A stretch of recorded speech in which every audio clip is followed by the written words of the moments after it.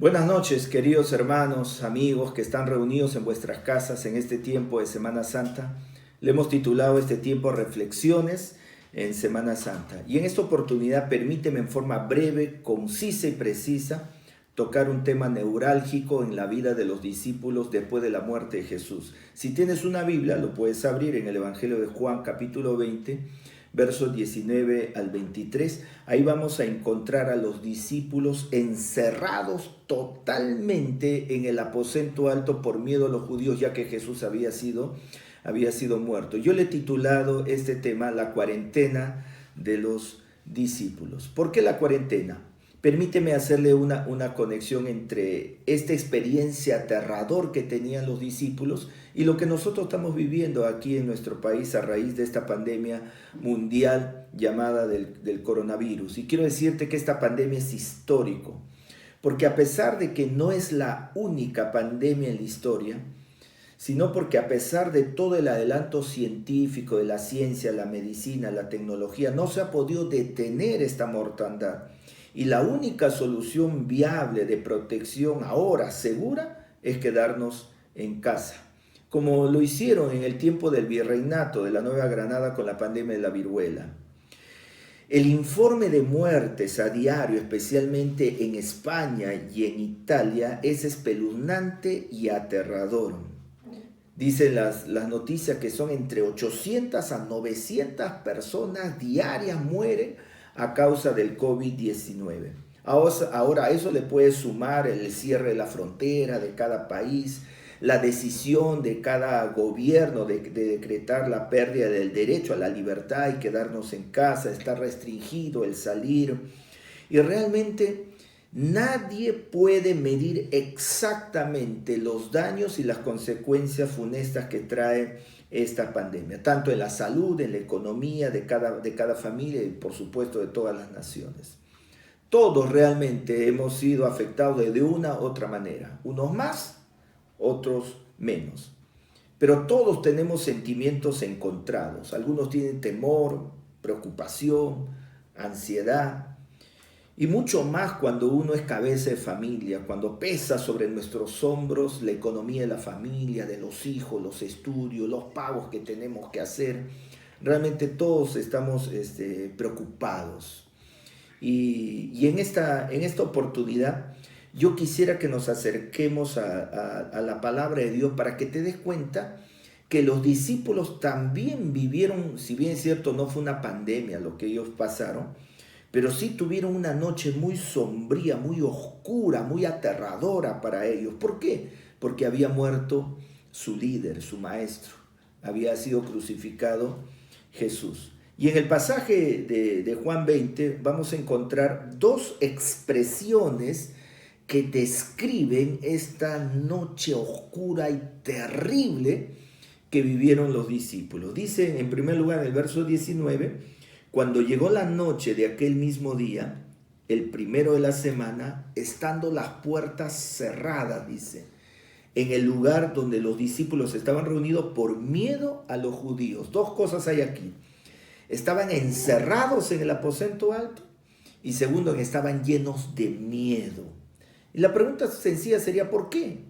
Bueno, aparentemente una respuesta sencilla y lógica sería, bueno, muerto su líder, ellos corrían el mismo peligro. Pero si hacemos un análisis serio, agudo, de los sentimientos, de lo que pasaba por su mente en la vida de estos discípulos, nos vamos a dar cuenta que realmente era terrible. Y se puede comparar, tal vez, ¿no?, marcando la diferencia de lo que nosotros estamos viviendo en este tiempo en el país. Por eso quiero señalarte 4 dardos agudos, penetrantes, que golpearon el corazón de los discípulos. Y las 4 empiezan con la letra D. La primera, la D de decepción. ¿De qué se decepcionaron? De su concepto que tenían del Mesías. ¿Sabes, amigo, mi hermano? El Antiguo Testamento revelaba 2 líneas de predicción aparentemente contradictorias con respecto al Mesías.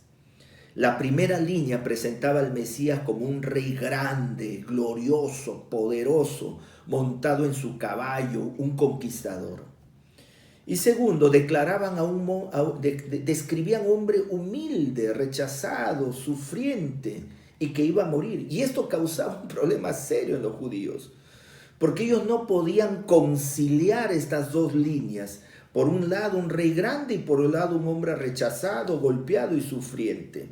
Ahora, lo que más pesaba en la vida de los discípulos, pues era la primera línea, el rey grande. Ellos tenían el concepto que el Mesías era un Mesías político, conquistador, un rey supremo, que su misión primaria y contundente era redimir a su pueblo Israel. Era el Mesías libertador. Ahora imagínate si eso pasaba en la mente de los discípulos. Ellos nunca se imaginaron un Mesías golpeado, humillado, derrotado y crucificado como lo vieron a Jesús en el Calvario. Ni mucho menos iban a pensar que al tercer día iba a resucitar.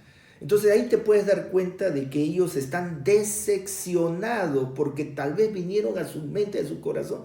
¿Realmente este habrá sido el Mesías? Ese fue el primer dardo. Un segundo dardo con la letra D, la desgracia. ¿A qué lo llamo la desgracia? La desgracia por el concepto que tenían de la muerte por crucifixión. A los discípulos les impactó, les marcó la vida la cruz, porque la cruz tenía un significado muy profundo y hondo para los judíos. Déjame decirte, en ese tiempo, morir crucificado era un insulto degradante, porque la idea de adorar a un individuo que había muerto crucificado era absolutamente inimaginable y era una completa insensatez.